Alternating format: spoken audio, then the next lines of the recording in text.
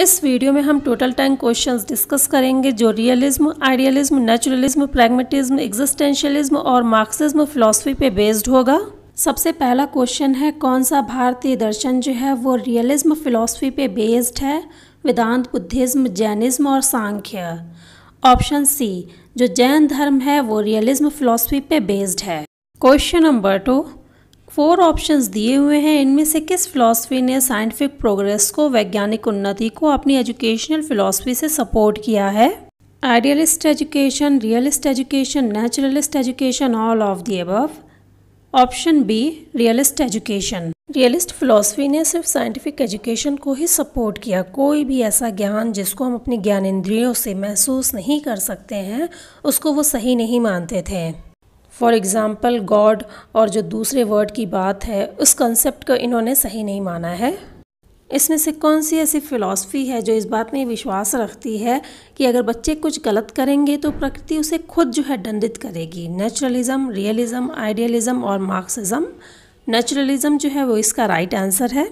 Exams में कोई भी क्वेश्चन जो फिलॉसफी से रिलेटेड होता है और जिसमें प्रकृति के बारे में कुछ पूछा जाता है या जिसमें प्रकृति वर्ड भी आता है तो ज़्यादातर चांसेस होते हैं कि उसका आंसर जो है वो नेचुरलिज्म ही होता है। कौन सी एजुकेशनल फ़िलॉसफी है जो एजुकेशन को व्यावसायिक बनाने में, मतलब ऐसी एजुकेशन बच्चों को दी जाए कि बच्चे एजुकेशन प्राप्त करने के बाद कुछ काम करने के लायक हो जाए, इस बात पे जोर देती है? 4 ऑप्शंस दिए हुए हैं, इसका राइट आंसर क्या होगा? इसका राइट आंसर होगा रियलिज्म। रियलिज्म फिलॉसफी ने वोकेशनल एजुकेशन और जो मदर टंग है उसके एजुकेशन पे बहुत ज़्यादा जोर दिया है। नेक्स्ट क्वेश्चन, किस फिलॉसफी का ये सिद्धांत था कि ऐसी शिक्षा दी जाए जिसको प्राप्त करने के बाद बच्चे एक अच्छा जीवन व्यतीत कर सकें? 4 ऑप्शंस हैं, इसमें से राइट आंसर है प्रैग्मेटिज्म फिलॉसफी का ये सिद्धांत था। प्रैग्मेटिज्म राइट आंसर है। लिस्ट 1 में फिलॉसफी के नाम लिखे हुए हैं और लिस्ट 2 में उनके अनुसार शिक्षा के क्या उद्देश्य हैं ये लिखा हुआ है। किस फिलॉसफी के अनुसार शिक्षा के कौन से उद्देश्य हैं इसी को मैच करना है। एग्जिस्टेंशियलिज्म, अस्तित्ववाद के अनुसार शिक्षा के क्या उद्देश्य होने चाहिए? इसका है option number 3, education as an act of discovery. Option B, naturalism, naturalism के अनुसार शिक्षा के क्या उद्देश्य होने चाहिए? Education for solving life problems. Option 5 right answer है। प्रैग्मेटिज्म के अनुसार परिवर्तन के रूप में शिक्षा। ऑप्शन 2। उसके बाद है आइडियलिज्म। आइडियलिज्म के अनुसार education for development of a human personality. Option 4। तो कौन सा ऑप्शन सही होगा? Option D is right answer. Next question, list 1 में फिलॉसफी की कुछ विशेषताएं लिखी हुई हैं और लिस्ट 2 में फिलॉसफी के नाम हैं।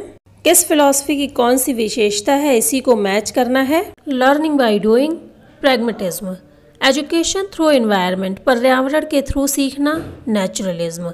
Realisation of truth, beauty and goodness, idealism. 4th option है world as it is here and now. सिर्फ यही संसार है, इसके अलावा कोई दूसरा संसार नहीं है और यही संसार सिर्फ सत्य है। ऐसा किस फिलॉसफी ने कहा था?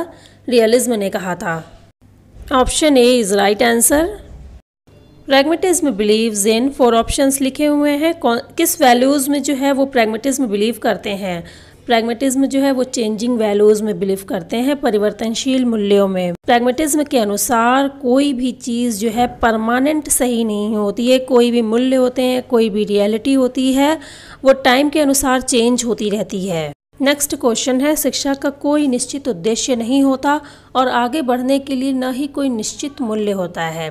जो पिछला हमने क्वेश्चन डिस्कस किया था और जो ये क्वेश्चन है दोनों एक दूसरे से रिलेटेड है, लगभग सेम है, तो इसका आंसर भी क्या होगा? इसका आंसर भी प्रैग्मेटिज्म होगा। नेक्स्ट क्वेश्चन है, यूनिवर्स, जो ये ब्रह्मांड है, ये बुद्धि और जो हमारी इच्छा होती है इसी की अभिव्यक्ति है, ये किस फिलॉसफी ने कहा है? ऐसा प्रैग्मेटिज्म ने कहा है। ऑप्शन ए जो है इसका राइट आंसर होगा।